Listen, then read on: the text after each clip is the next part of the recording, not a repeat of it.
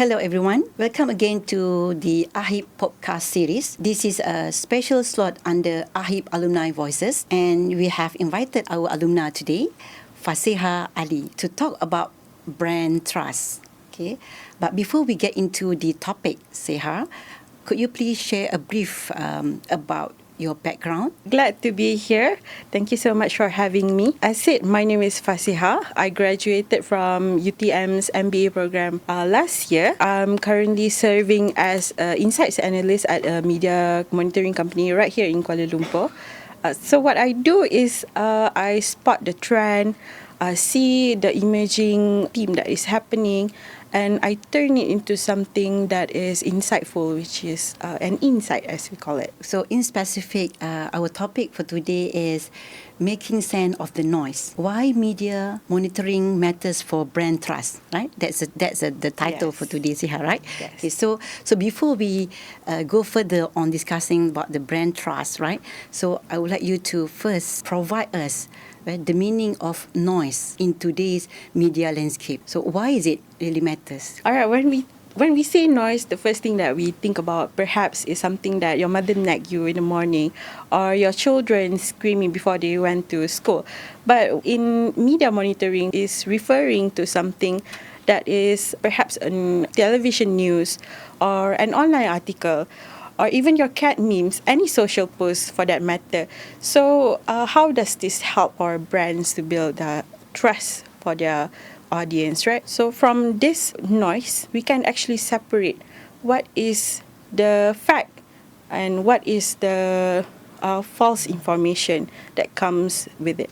So in this digital era, it's very hard. People can just say whatever. It is not necessarily true. Can be also false. So that's where media monitoring came in. We took in all the noise, the chatter, we separated, we identify the emotional cues, the sentiment, and then we have something that is tangible, and we can read and see what we can do up a strategy guide for the brands. Sounds very, interesting, right? Okay, why is it trust being so fragile in the digital era? Anyone can say anything. So we really don't know what is the correct information out there. And when we only rely on traditional media, let's say television or radio, it's not necessarily quick enough. So nowadays we honestly rely a lot on digital media. And even with digital media, trust is not being built in seconds. It can be built by months, and it's not just being built internally, but it can be built publicly. And to have it being destroyed, it can be very immediate. And how we can avoid such thing is by media monitoring, honestly. So listen when there's something wrong, when people talk about your brand or talk about anything that is related to your agency or corporation. So from there on, we can see what is the necessary steps that can be taken. So from there, we can avoid any potential crisis from happening. It's so-called like shifting from authority to authenticity, right? Yes. Yeah. Is it? Yes. My next question for you, Siha. Right. Who actually benefits from this media monitoring, and how does it work behind the scenes? Just like I said, typically it's corporations, but it's not just corporation. Actually, it can be used by governments, any ministries, any government agencies, even NGOs and universities. So everyone can benefit from media monitoring. So how can they use media monitoring is when there's a spike of keywords that is related to the said agency, media monitoring can track that. So let's say the corporation was said to have launched a campaign. So what is the keyword that we can track? When we see the spike of it, we can see how the people are reacting live. That's how it will help in towards the end. Perhaps you can share an example where media monitoring helps prevent or manage crisis. We know recently the government launched a petrol subsidy program. Mm-hmm. And there was a lot of chatter, not really positive, it's not really negative. There's a lot that's neutral information, also negative information.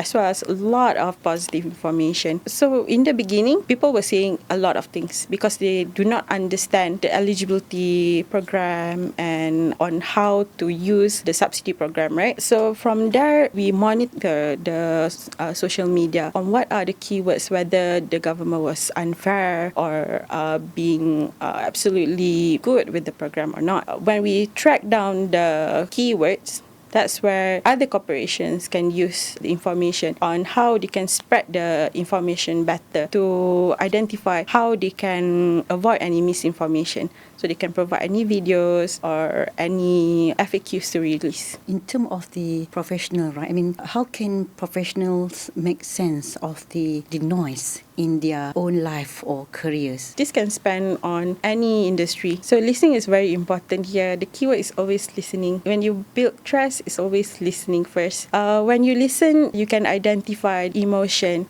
You can read the room, how someone is going to react. So with media monitoring, is actually like reading the room at a larger scale. And from there on, we can see what is the right way to tackle a situation, right? How it can help is when you listen with empathy. You're trying to understand.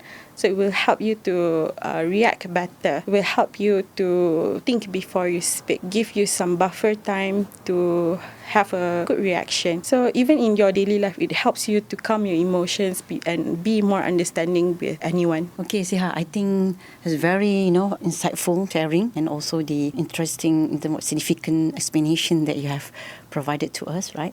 So I would say that in today's fast-paced digital world, right, media monitoring is no longer optional, but it is essential, right? So what we can say that it helps brands cut through the noise and also understand why it truly matters to their audience and also build trust that both authentic and resilient. By turning data into insight and listening before reacting, organization actually can protect their reputation. Yes. Right? And stay ahead in a landscape where perception changes in a second, right? Mm-hmm. Do you have any final words you would like to share with our audience? I guess what I could say is to always listen smarter and don't really focus on the volume rather than focusing on the quality of information that you have. It's not necessarily true if there's an influx of information, but you listen and detect what is genuine and authentic to you. At the end, it's about the authentic and genuine, right? Okay. Yes. That's all for our today discussion. With that, I would say thank you for joining us today and see you in our next episode.